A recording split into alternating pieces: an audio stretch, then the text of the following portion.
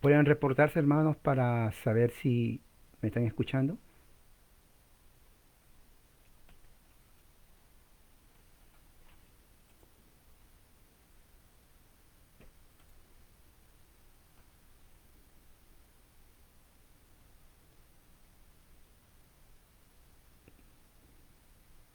Ok, por si acaso, yo, yo no sé cómo se comparte, no me pregunten cómo se comparta, porque no sé. Simplemente yo sé que estoy en Facebook. Veo hermanos que está, nuestro hermano José está ahí. Si puede decir cómo entró, entonces seríamos, se escucha bien, muy bien, hermano, perfecto, perfecto. Sí, se escucha, muy bien, perfecto. Muy bien. Entonces vamos a iniciar, creo que voy a iniciar otra vez. Se ve bien y se escucha bien, perfecto, gracias. Ok, hoy día entonces vamos a hablar sobre el capítulo 8, sobre el capítulo 8 de la Confesión de Westminster, la segunda parte, entradas 4, 5, 6, 7 y 8 de lo que tiene que ver Jesucristo como el mediador. Jesucristo como el mediador del nuevo pacto. Hace unas semanas empezamos las entradas uno, 2 y 3. Esta vez vamos a empezar con la entrada número 4. Y es una entrada muy importante porque prácticamente es el mensaje que hicieron los apóstoles. Entonces lo voy a copiar. Ahí se escucha bien, gracias. Saludos a los que están aquí.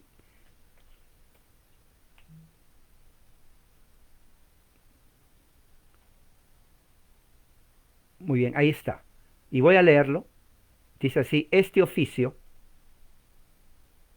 lo asumió el Señor Jesús de muy buena voluntad, el cual, para poder desempeñarlo, fue creado bajo la ley, o sea, nació bajo la ley, lo cumplió perfectamente, soportó los tormentos más graves inmediatamente en su alma, sufrimientos más dolorosos en su cuerpo, fue crucificado, murió, fue sepultado, permaneció bajo el poder de la muerte, sin embargo no vio corrupción, al tercer día resucitó entre los muertos, con el mismo cuerpo en el que padeció, con el cual también ascendió a los cielos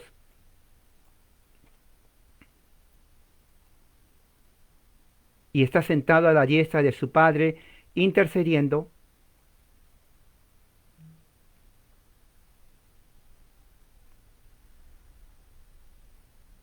y volverá a juzgar a los hombres y a los ángeles en el fin del mundo. Muy bien, ya veo que muchos están aquí. Saluda a todos los hermanos y hermanas que están presentes. Ok, muy bien. Ahora sí, atención, por favor. Ok. Ahora, si se dan cuenta, la entrada número 4, esto es muy importante que sepan, es el mismo mensaje apostólico. Y voy a leer una parte en Hechos para que se den cuenta que esto es muy importante. Porque cuando los apóstoles predicaron, ellos prácticamente dijeron lo mismo. Pablo, en su primera carta a los Corintios, capítulo 15, dice así, dice lo siguiente, pero miren el discurso de Pedro, el primer discurso de Pedro a Jerusalén. Eh, dice en el capítulo 2 de Hechos, cuando se burlan, cuando vino el Espíritu Santo, ¿no? Dice en el versículo 23, a este que fue designado para esto, por el conocimiento anticipado y la voluntad de Dios, ustedes lo entregaron en manos de los impíos y lo crucificaron y le dieron muerte. ¿Se dan cuenta? Entregar manos de los impíos implica pasión. Crucificar, muerte, es lo que está hablando aquí. Pero dice, mira lo que dice el versículo 24, pero Dios lo resucitó, la resurrección de Cristo. Lo desató de los dolores del Seol, porque era imposible que fuera retenido en el lugar de los muertos. El Seol es el lugar donde van los espíritus desencarnados. ¿Ok? Recuerden esto. Dentro de la teología hebrea, el Seol viene a ser la parte inferior de la tierra, en donde de ahí viene la palabra infierno. Infierno viene del latín inferno. Inferno significa inferior, o sea, debajo, debajo. O sea, abajo. Entonces la idea era que están los espíritus desencarnados viviendo. Eso se llama el Seol. Muy bien. Entonces dice que, versículo 31, viéndolo de antemano, habló David que Cristo no pudo haber sido dejado en el Seol, en el lugar de los muertos, de los espíritus desencarnados, ni su cuerpo vio corrupción. Ahora, bien interesante, porque dentro del pensamiento hebreo hay dos lugares cuando uno muere. Hay un lugar en hebreo que es solamente para, eh, para el cuerpo, para la tumba. Cuando uno muere le ponen en una tumba.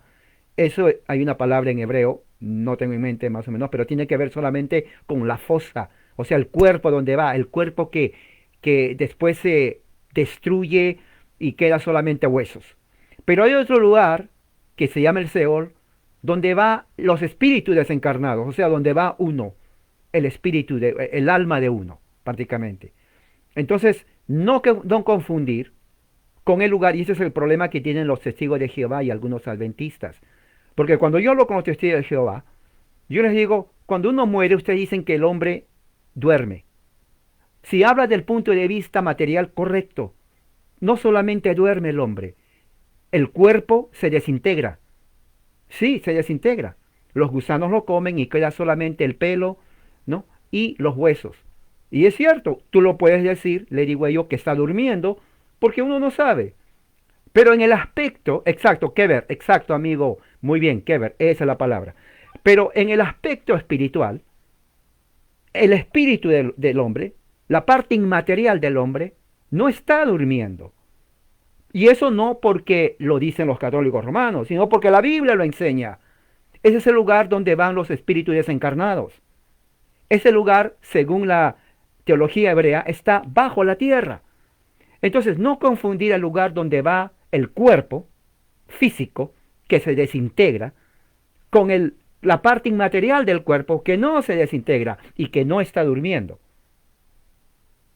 Entonces, claro, como el testigo de Jehová no es entrenado en esa área, porque a ellos les entrenan, no saben qué contestan, porque están perdidos.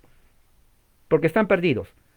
Pero eso es justamente lo que tiene en mente Pedro cuando dice que su alma no fue dejada en el Seol. O sea que Jesús no estaba durmiendo. Él estaba consciente. Pero el mensaje, se dan cuenta cómo habla. Él nació bajo la ley, y eso lo vemos en Gálatas capítulo 4, versículo 4. Gálatas 4, versículo 4. Dice así, pero al llegar al cumplimiento del tiempo, o sea, cuando Jesús se iba a nacer, Dios envió a su Hijo nacido de mujer que estaba bajo la ley. O sea, Jesús, los evangelios, Mateo, Marcos, Lucas y Juan, aunque esté escrito dentro de la sección que conocemos Nuevo Testamento, la vida de Jesús fue todavía dentro del Antiguo Pacto. Y si eso no se entiende, mucho de lo que Jesús enseña no se va a entender. Porque Él está explicando y enseñando dentro de lo que se llama el Antiguo Pacto. Fue la muerte de Jesús en la cruz del Calvario cuando Él, cuando su sangre se derrama y se rompe la parte, ¿no? La pared separatoria en el templo, ¿no? Donde ya el Antiguo Pacto, como dice Hebreos capítulo 7, capítulo 8, ¿no? Se va desvaneciendo porque empieza el nuevo pacto. Y eso está en Hebreos capítulo 8, versículo 13. Y eso lo voy a leer aquí. Dice, porque al hablar de un nuevo pacto, hizo antiguo el primero, y lo que se hace anticuado y obsoleto está pronto a ser destruido. Entonces nosotros ya no estamos viviendo en la época del antiguo pacto, esto es el nuevo pacto. Porque fue la sangre de Cristo, se recuerde, sin derramamiento de sangre no hay testamento. Sin derramamiento de sangre no hay pacto. El nuevo pacto se firma, se inaugura con la sangre de Cristo. Entonces Cristo es nuestro sacerdote, nuestro mediador, nuestro rey y señor. Entonces todo lo que hicieron en el antiguo pacto, las ceremonias, los rituales, los sacrificios anuales cada 3 años, todas las festividades sabáticas, inclusive las ofrendas y los diezmos, todo eso se cumple en Cristo. Porque todo eso apuntaba a algo, apuntaba a Cristo.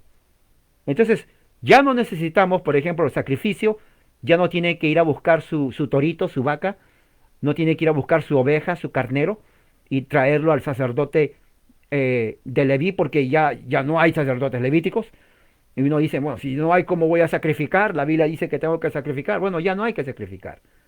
Porque la sangre de los machos cabríos no hace perfecto a nadie. Entonces, ¿qué voy a sacrificar? Bueno, tú te tienes que sacrificar. ¿Cómo me voy a matar? Esa es una buena pregunta. Cristo es el Cordero de Dios que quita el pecado del mundo. Entonces todo apunta a Jesucristo. Todos los corderos, las vacas, los toros que se sacrificaron, miles, miles, miles de toros. Y usted sabe cómo es un toro. No es chiquito. Un toro es grande y fuerte. Matar un toro lleva tiempo. Imagínense 1000 toros. El sacerdote estaba bañado literalmente de cabeza hasta los pies de sangre, oliendo a sangre de vacuno. Todo el templo era una piscina de sangre. Literalmente se olía a kilómetros la sangre caliente y fresca de los toros, de las vacas, de las ovejas, de los carneros. Imagínese esa escena. O sea, el levita era experto en sacrificar y luego de ahí que cortar, carnicero el levita. Porque de ahí lo tenían que poner en asadores grandísimos. Asadores, no era una carne asada chiquita para ti y tu perrito. No. Era para todo el pueblo de Israel. Y eran cantidad. ¿Se imaginan eso? Nomás imagínense un toro. Ahora, estamos hablando de miles de toros. Si ustedes se dan el tiempo y ver cómo Salomón inauguró el templo que él hizo para Dios, se va a dar cuenta la cantidad de toros que mató y sacrificó para Jehová. Tiene que leerlo, usted tiene que saber. Yo quiero que usted entienda lo que es el Antiguo Testamento, porque sin el Antiguo Testamento usted no va a entender nada lo que es el Nuevo Testamento. Es la verdad. Lea, evangélico. Usted se salió de la Iglesia Católica Romana porque dice que ahí no estudian la Biblia. Bueno, estudia la Biblia ahora de evangélico. Demuestre usted mismo que realmente quiere estudiar la Biblia. Y no estoy bromeando. Porque si se cambia de religión, es porque usted quiere saber la verdad. Ok. Antiguo Testamento. Si no, no va a entender el Nuevo Testamento. Así de fácil y de plano. ¿Quiere entender por qué Cristo murió? ¿Quiere entender por qué son las fiestas sabáticas? ¿Quiere entender por qué son las fiestas tanto del sábado, el día de la resurrección, la Pascua, pan sin levadura? Tiene que conocer el Antiguo Testamento. Sí, tiene que conocerlo. Las fiestas, todas las ceremonias que Dios dio a Moisés. Lea Números, lea el libro de Levítico, lea Deuteronomio. ¿Por qué son las fiestas sabáticas? ¿Por qué son los panes sin levadura? ¿Por qué es el Cordero Pascual? ¿Por qué son los diezmos que le dan al sacerdocio, a Aarón, a los pobres, las festividades? ¿Por qué, cómo y cuándo y qué? Todo eso a usted le va a ayudar a entender cuando entra al Nuevo Testamento y va a decir, oh, ahora ya sé. Pero si usted empieza por el Nuevo Testamento, pensando que fue escrito en Perú, en Chile, Colombia, México, no fue escrito ahí el Nuevo Testamento. No hablaron español. Para nada. La cultura es hebrea. Antiguo Testamentaria. Antiguo Testamento. Recuerde, lo vuelvo a repetir, evangélicos que se cambiaron de religión católico, dijeron ahí no se estudia la Biblia. Bueno, estudien la Biblia ahora. Antiguo Testamento, si no, no van a entender el Nuevo Testamento. Es la verdad. Todo lo que Jesús habla, Él no lo inventó. Todo lo que Jesús habla, Él no lo inventó. Antiguo Testamento. Porque si no se sabe qué enseña el Antiguo Testamento, la muerte de Cristo, ¿por qué murió Cristo? ¿Por qué 3 días? ¿Por qué hizo la última cena? ¿Por qué la cena de la Pascua? ¿Qué es el Cordero Pascual? ¿Qué son los panes sin levadura? ¿Por qué 7 días? ¿Por qué todo eso? Bueno, hay una razón por eso. Hay una razón. Porque si usted no sabe eso, entonces estamos perdiendo el tiempo. Regreses al catolicismo. De veras, no estoy bromeando. Eso es lo que yo digo a evangélicos que no estudian la Biblia. Regreses al catolicismo. Y si no le gusta, bueno, estudiemos la Biblia. Porque tiene que aprender lo que dice la Biblia. Porque es prácticamente el Evangelio. Pablo hebreo de hebreos, de la tribu de Benjamín, él sabía todo eso. Los primeros frutos. Usted sabía que los primeros frutos vienen a ser el primer día de la semana, después del día de reposo.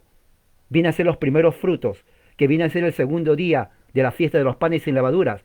¿Qué sucede en el segundo día de los panes sin levaduras, que es el primer día de la semana? Se tiene que traer los primeros frutos, las primicias. ¿Qué significan las primicias? Pablo lo entiende. Las primicias significa la resurrección de Cristo. O sea que la razón por la cual traían las primicias el primer día de la semana, segundo día de los panes sin levadura, era porque estaba apuntando a la resurrección de Cristo. Eso lo dice Pablo en 1 Corintios capítulo 15. Él es nuestras primicias. ¿Me entiende? Esa es la razón por la cual las fiestas que Dios, Yahweh, dio al pueblo de Israel, son las sombras de la realidad que iba a venir. ¿Cuál es la realidad que iba a venir? Jesús. Jesús. El día de reposo. Juré que no van a entrar en el día de reposo por su incredulidad. Muchos murieron. Luego Hebreos dice, hay un día hoy. Hoy un día, dice, que pueden entrar al día de reposo. Y la gente dice, ¿cómo que el día de reposo voy a entrar? ¿Cómo es eso? O sea, guardar el séptimo día. ¡No! Se entra por fe, porque Cristo es nuestro día de reposo. A eso apunta. Eso está en Hebreos capítulo 4. A eso está hablando. Entonces, el libro de Hebreos nos da a entender todo lo que significa las ceremonias de los hebreos. ¿Por qué se hizo lo que se hizo? ¿Por qué el sacerdocio, según la orden de Melquisedec, es superior al sacerdocio levítico? Superior. O sea, todo eso justamente nos ayuda a entender, a conocer las Escrituras. Muchos dicen, hermano, quiero conocer las Escrituras, pero ya tengo 50 años en el Evangelio, nomás sé que Apocalipsis está el último libro de la Biblia. Bueno, 50 años para saber que solamente Apocalipsis es el último libro de la Biblia. Ok, yo no sé qué hacía, tal vez ver la Copa América cada 2 años.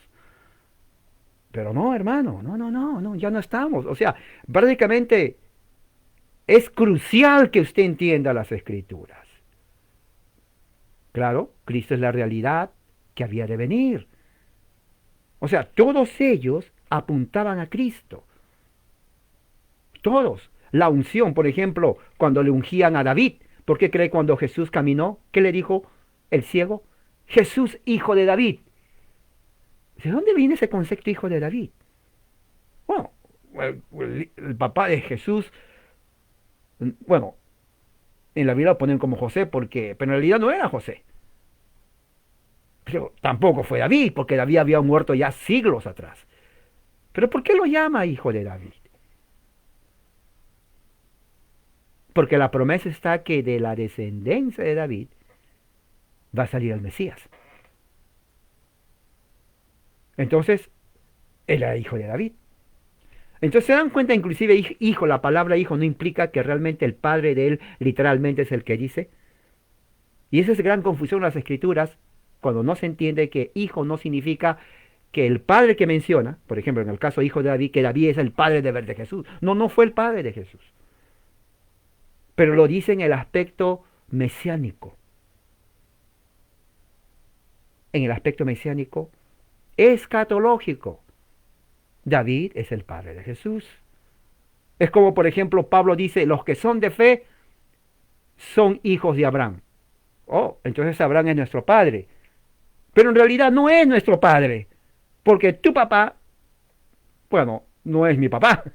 Mi papá no es tu papá. O sea, y Abraham vivió hace muchos miles de años atrás. Entonces, realmente no es nuestro padre. Pero entonces, ¿por qué Pablo dice que es nuestro padre? Porque somos de la fe. Dice, el que son de la fe son hijos de Abraham. O sea, desde el punto de vista espiritual, pactual, de pactual, Él es nuestro Padre. Eso dice Pablo. Somos hijos de Abraham. Lea Gálatas, capítulo 3. Excelente el capítulo 3 de Gálatas. Créame, léalo. Gálatas capítulo 3 para mí es uno de los más preciosos capítulos de todas las escrituras. Es increíble la romanización entre Gálatas que conecta a Pablo todo a Abraham. Génesis capítulo 12, 15, 17. Es increíble. Para mí es uno de los mejores. Yo creo que con eso es el evangelio completo. Porque está hablando de pactos. Ahí conecta Pablo el pacto abrámico con nuestra fe. No con el de Moisés, sino con el de Abraham. ¿Se da cuenta? O sea, somos hijos de Abraham. Somos por eso que dentro de la clasificación de las religiones, siempre van a haber las religiones abrámicas. No sé si ha visto. Dice, las religiones de abrámicas, judaísmo, cristianismo e islam. ¿No? Claro, Islam le llama a Abraham Ibrahim. Y bueno, judaísmo porque, obviamente, los judíos son los primeros en venir de ahí. Y nosotros los cristianos. Pablo dice, somos nosotros los verdaderos hijos de Abraham, porque la fe que él tuvo, y si tenemos fe en Dios, somos hijos de Abraham. Ahora, hay algo muy interesante que muchos no saben. Cuando uno estudia la literatura hebrea, lo cual viene a ser solamente, bueno, ellos tienen muchos libros, pero la Biblia hebrea, que yo tengo la Biblia hebrea, ¿dónde está mi Biblia hebrea? Bueno, creo que está aquí, por aquí está mi Biblia hebrea, por ahí. Génesis 15, los hebreos, los teólogos judíos dicen que esa fe que fue contada como justicia es la fe personal en Dios. Dicen ellos así. Ellos reconocen que es una fe personal en Dios. Y a mí me sorprendió, digo, de verdad, yo hablé con judíos. Me dice, sí, cuando Abraham le dice y creyó a Dios, y Dios le dice, creyó y su fe fue contada como justicia, él creyó a una persona. Esa persona es Dios. Claro, ellos rechazan que Jesús es el Mesías. Entonces, Pablo tenía la misma concepto teológico, con la diferencia que Pablo tuvo la revelación de Jesús, ¿no? Se le presentó Jesús y le dice, Pablo, ¿a quién persigues? Entonces Pablo entendió que esa fe sí era una fe personal en Jesucristo. Por eso Pablo dice, y los que son de fe son hijos del padre Abraham.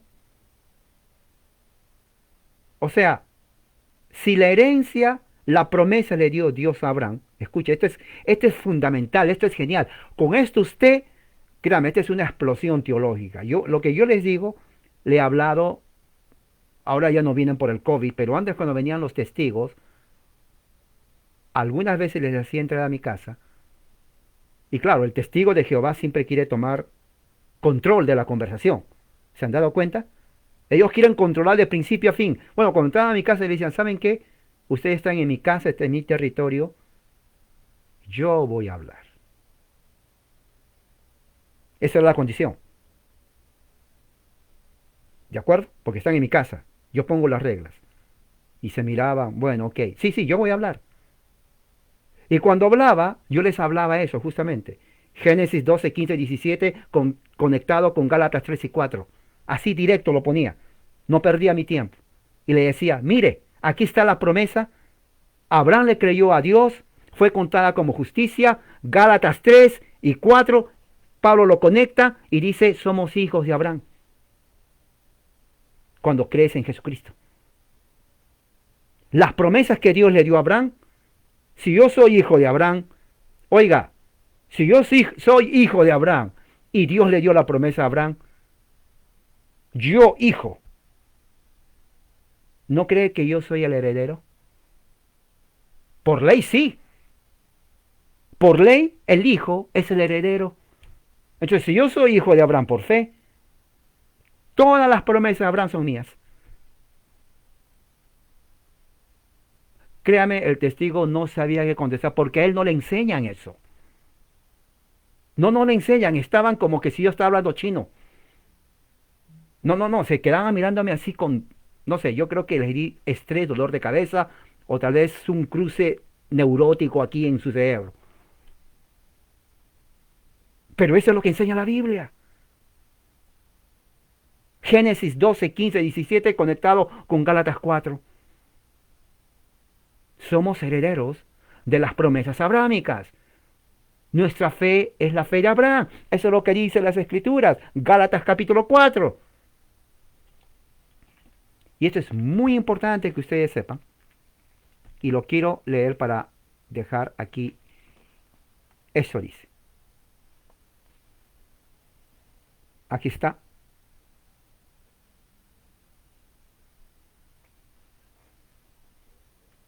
Gálatas 3. Por consiguiente, sepan que los que son de fe, los tales son hijos de Abraham. Gálatas 3, 7. Los que son de fe son hijos de Abraham. Las promesas que Dios hizo a Abraham, es su pacto,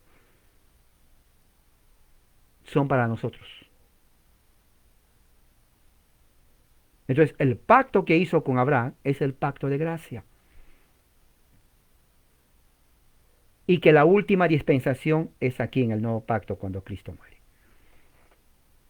Por eso que dice en el otro versículo, Dios sabía desde antes que los gentiles, nosotros, teníamos que ser justificados por la fe.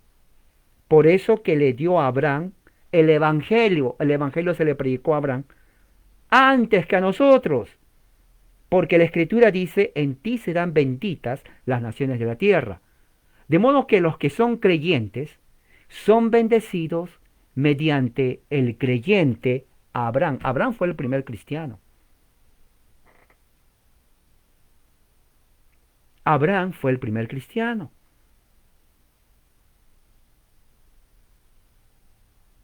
Él fue el primer cristiano. ¿Qué dice la entrada número 5? Dice así.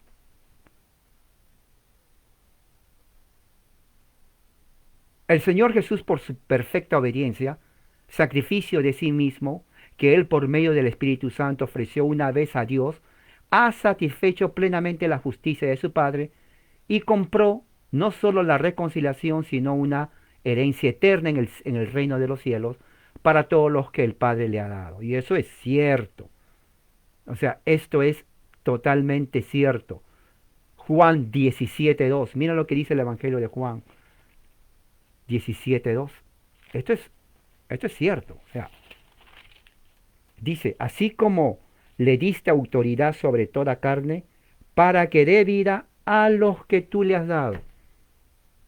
O sea, Jesús obedeció perfectamente, su sacrificio fue perfecto, como dice Hebreos, ya no hay necesidad que vuelva a sacrificarse, porque su sangre es perfecta, el sacrificio de él es perfecto.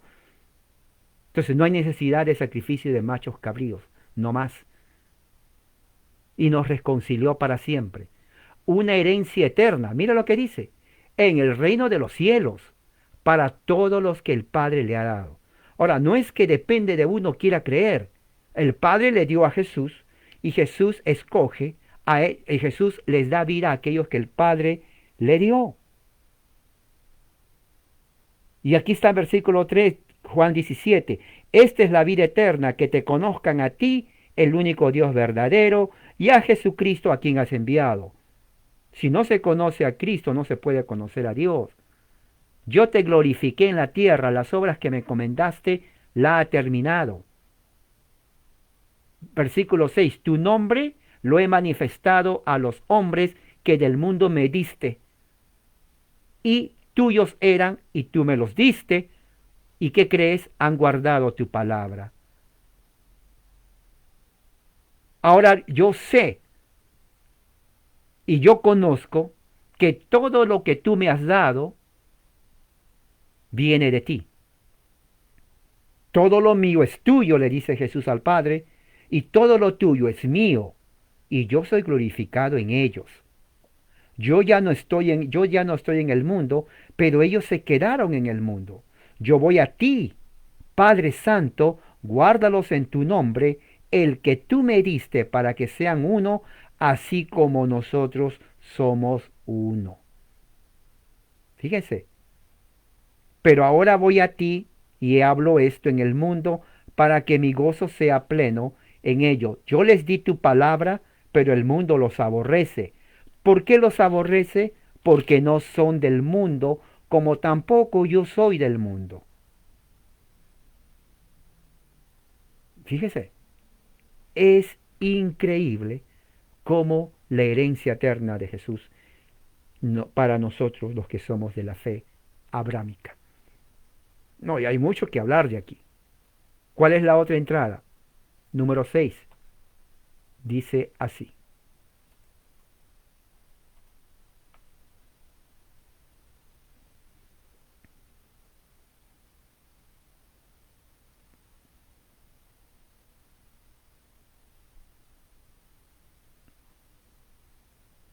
Aunque la obra de redención no fue realmente realizada por Cristo hasta después de su encarnación, sin embargo, la virtud, la eficacia y los beneficios de la misma fueron comunicados a los elegidos en todas las edades sucesivamente desde el principio del mundo en y por las promesas, tipos, sacrificios en los cuales Él fue revelado y significaba ser la simiente de la mujer que heriría la cabeza de la serpiente y el cordero inmolado desde el principio del mundo, siendo ayer y hoy el mismo y por los siglos.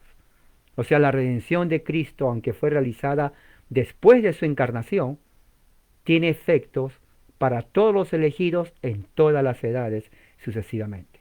Quiere decir que en el antiguo pacto y antes del antiguo pacto, los elegidos fueron salvos por Jesucristo. Y eso es así. Eso es evidente en las Escrituras, ¿no? Hebreos 13:8. ¿Qué dice Hebreos 13:8? Es un pasaje. Vamos a ver, Hebreos 13:8. Dice así Hebreos. Dice, Jesucristo es el mismo ayer y hoy y por siempre. ¿Qué quiere decir eso? Ayer tiene que ver con el aspecto abrámico, y no, inclusive desde el jardín del Edén. Abraham, Enoc, Moisés, el reino davídico, los profetas, el tiempo donde ellos están, la inauguración del nuevo pacto. Jesucristo es el mismo ayer, hoy y por los siglos y por la eternidad. O sea, la pregunta, ¿cómo eran salvos antes? Por la fe en Jesucristo. No hay otro. No hay otro más. Por la fe en Jesucristo eran salvos. Versículo 7. Perdón.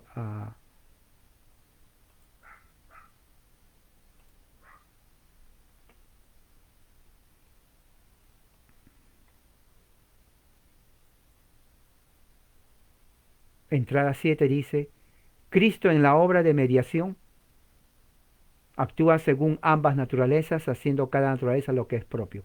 Ese dedito, no sé cómo salió, pero yo creo que tiene que ver con la computadora, no sé por qué salió abajo, yo no lo puse. Sin embargo, en razón de la unidad de la persona, lo que es propio de una naturaleza a veces está en la escritura, atribuida a la persona denominada por la otra naturaleza. Dentro de la doctrina cristiana creemos que Jesús es completamente hombre, completamente divino.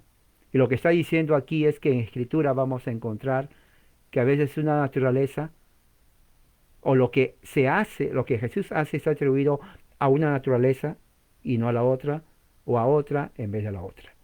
Y hay muchos ejemplos en donde podemos ver eso. Los milagros, por ejemplo, que hizo Jesús, su sabiduría, sus enseñanzas, es atribuido a la parte divina de él. La parte humana de él, por ejemplo, cuando llora, cuando siente compasión. Entonces, todos esos sentimientos es atribuido a la parte humana de Jesús. A eso se está prácticamente refiriendo. Acá está entonces la última entrada.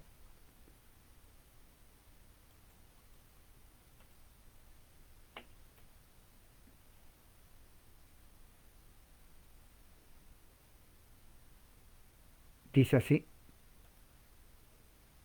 todos aquellos para quienes Cristo compró la redención, los elegidos, Él aplica, comunica con certeza y eficacia la misma, intercediendo por ellos, ya vimos, Juan 17, y revelándoles en y por la palabra los misterios de la salvación. Persuadirlos eficazmente por su espíritu a creer, obedecer, gobernar sus corazones por su palabra, su espíritu, vencer a sus enemigos por su poder, omnipotente sabiduría, de tal manera y manera que sean más consonantes o de acuerdo con su maravillosa dispensación inescrutables. ¿Ok? Eh, Vamos a ver en Colosenses 2.15. Hay un texto, Colosenses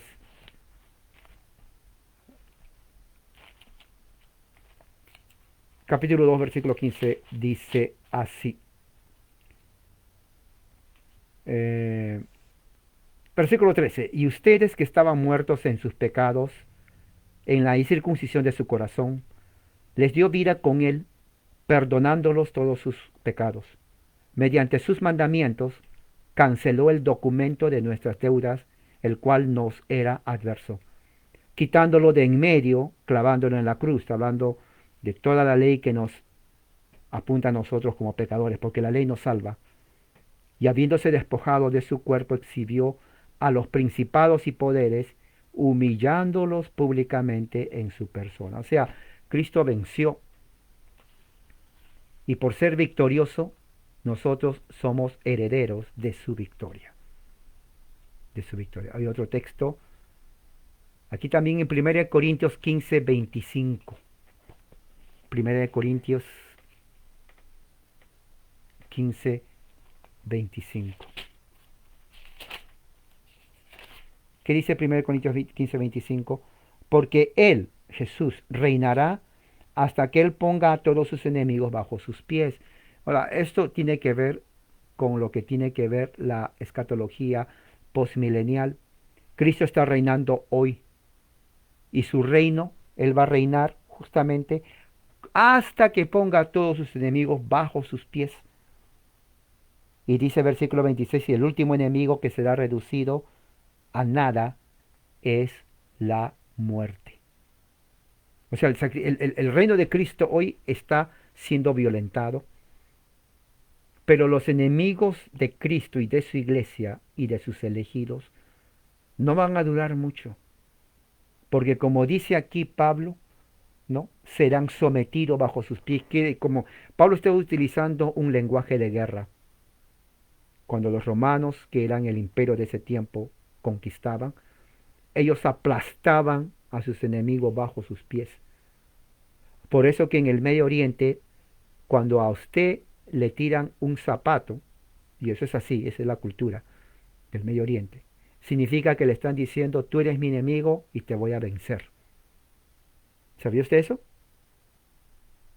Y eso pasó. Eso inclusive en la televisión, cuando hablaban con agentes militares contra ciertas personas que a ellos no les gustaba, le tiraban las sandalias, y mucha gente decía: pero ¿por qué les tiran las sandalias? Bueno, hay una razón. No era solamente tirar. Lo que estaban diciendo ellos: tú eres nuestro enemigo y te vamos a aplastar. Por eso le tiraban los zapatos. Entonces, ese concepto viene del tiempo inclusive de la Biblia. Cuando dice: y serán sometidos bajo sus pies, lo que está diciendo Pablo es: los enemigos de Cristo van a ser vencidos. Cristo los va a vencer. Eso es lo que está diciendo. Eso es lo que está diciendo Pablo. Otro texto está en Romanos 8:9.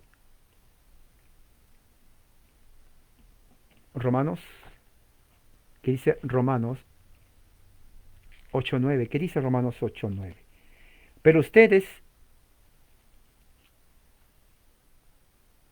sí, pero ustedes no están en la carne, sino en el Espíritu, si en verdad el Espíritu de Dios mora en ustedes.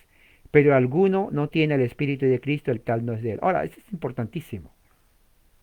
Esto es muy importante tener en cuenta, porque lo que está diciendo aquí es que Jesús aplica todo el plan de redención por su Espíritu. Por su Espíritu.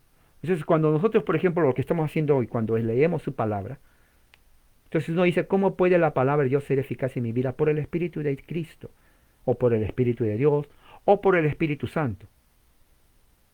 Aplica las verdades de la palabra en nuestra vida. ¿Me entiende? En nuestra vida lo está aplicando.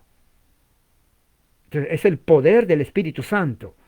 Es el poder de Dios que aplica la palabra de Dios en nuestras vidas. Es un poder espiritual más poderoso que cualquier cosa del mundo. Por eso que el cristiano es poderoso, no tiene que temer ninguna influencia maléfica, ¿no? A veces leo o dicen por ahí algunas personas, o yo conozco personas que practican, digamos, brujería, hechicería, o esas cosas, ¿no? Que no tienen nada, ningún valor espiritual de Dios. Bueno, ¿qué cree?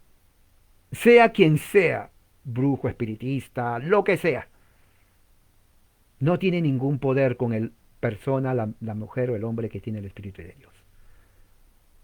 ¿Se acuerda de Simón el Mago? Era un charlatán que engañó a toda Samaria, engañándoles que tenía poder cuando no tenía, era pura palabrería nomás, charlatán, mentiroso, impostor. No tenía ningún poder espiritual, pero la gente sí creía. Bueno, esta gente que hace eso, ¿saben qué? Le voy a decir una noticia. No tienen poder. También son como Simón el Mago. No, no tienen poder. Ellos lo pueden decir, estoy haciendo brujería, un montón de cosas. No, no, no les tenga miedo. Rías en su cara. No tienen poder. No, no tienen poder. Eso engañan a la gente. A gente supersticiosa. Eso engaña. No tienen ningún poder. Ellos pueden quemar lo que sea, hierbas, juramentos, lo que sea. No tienen poder con el cristiano. Porque el espíritu que está en ti es más poderoso. Porque es el mismo espíritu que levantó a Cristo de entre los muertos. Así que tenemos la victoria en Jesucristo. Y último versículo, Juan 6:37. El Evangelio de Juan, capítulo 6, versículo 37. Mira lo que dice Juan 6:37. El versículo 35. Yo soy el pan de vida, el que a mí viene no tendrá hambre, y el que cree en mí no tendrá sed, jamás, dice Jesús. Pero yo les he dicho que me han visto, pero no creen. Jesús a los judíos, ¿ustedes no creen? ¿No? Y dice así, todo el que mi Padre me ha dado, mire, mire, mire, mire, vendrá a mí. Todo lo que el Padre me ha dado, vendrá a mí. Y al que mí viene, no le echo fuera. ¿No? ¿Sí? Jesús. ¿Sí? ¿Qué pasa? Tu Padre me envió a ti. Le abre la puerta, véngase. Un abrazo. Si mi Padre te envió, no te echo fuera. Bienvenido, un abrazo. El que no viene, pues porque el Padre no le envió. Eso. Pero ¿por qué dijo Jesús? ¿Cuál es el contexto? Jesús estaba hablando, hizo milagros, y los judíos lo criticaban. Y Jesús dice, bueno, definitivamente ustedes no son de mi Padre. Porque los que son de mi Padre vienen a mí. Y el que viene a mí, no le echo fuera. Ahora entiende por qué es tan importante conocer justamente esa doctrina. La salvación no depende de que yo voy a estar un mes de vacaciones en Hawái y luego ahí sí creo me entrego a Cristo. No existe eso. Eso es un mito. No, así no trabaja la salvación. La salvación no depende de la voluntad del hombre, sino de Dios. El que es nacido de Dios va donde Jesús. Jesús, Jesús, me envió tu Padre, véngase para acá. Todo el que es enviado de mi Padre, yo no lo echo fuera. ¿Se dan cuenta? La salvación se origina en Dios y termina en Dios. Y Dios le ayuda a perseverar porque está en Cristo. Versículo 39, y esta es la voluntad del que me envió. Fíjese, que de todo lo que Él me ha dado, de todo lo que Él me ha dado, yo no pierda nada. Wow. Oiga, eso me gusta a mí. Se imagina un Dios que diga, bueno, yo les voy a entregar a ustedes a Jesús, pero no hay seguridad que van a ser salvos. Oiga, entonces ¿para qué nos entrega si no hay seguridad? Pero no es así. Jesús dice, de todo el que tú me has dado, no se pierda nada. Más bien, yo lo voy a resucitar al día final. Pero qué seguridad. ¿Quieren saber la seguridad de la salvación? Aquí está. Marcador Juan 6:39. Juan 6:39. Alguien dice por ahí, no, que la salvación se pierde, que yo pierdo la salvación varias veces y hago la oración del pecador, tipo Gigi Ávila. Y no, nada. Eso es un mito. Usted lo puede leer en Juan 6:39, la seguridad. Todo aquel que viene a Jesús, enviado por el Padre, Él lo va a guardar, ¿no? Él lo va a guardar y lo va a resucitar al día final. La seguridad de la salvación, Juan 6:39. Y se complementa con el 40, si quiere ya con esto darle el último clavo para que ya no se salga y les caiga la boca a esos y diga, porque esta es la voluntad de mi Padre. Oiga, con la voluntad de Dios no se juega. Nadie puede revocar la voluntad de Dios. Nadie. A ver, ¿quién puede decir, bueno, yo tengo el poder? No, nadie. Nadie tiene el poder de revocar la voluntad de Dios. ¿Cuál es la voluntad de Dios? Que de todo el que ve al Hijo y cree en Él, el Hijo Jesús, tenga vida eterna. Ya está. Ya está la seguridad otra vez, Juan 6:40. O voy a poner aquí. Seguridad, vamos a poner aquí. De salvación. Está juntito, pero vamos a ponerlo aquí. Juan 6:40. Ahí está. ¿Ver? Juan 6:40. Y que yo lo resucite el día eterno. No dice, de todo que el Padre me dio, el que se porta bien, yo lo resucito. Pero el que es un poco así malcriado, terco, testarudo, no, ese. No, a ese lo saco. No dice eso. No hay eso. No existe. No existe. Todo el que viene a Jesús por el Padre, Jesús no lo va a rechazar. Él no va a decir, Padre, te equivocaste porque este no me gusta, sácalo. No va a decir eso. Todo el que viene del Padre a Jesús, Jesús le da la bienvenida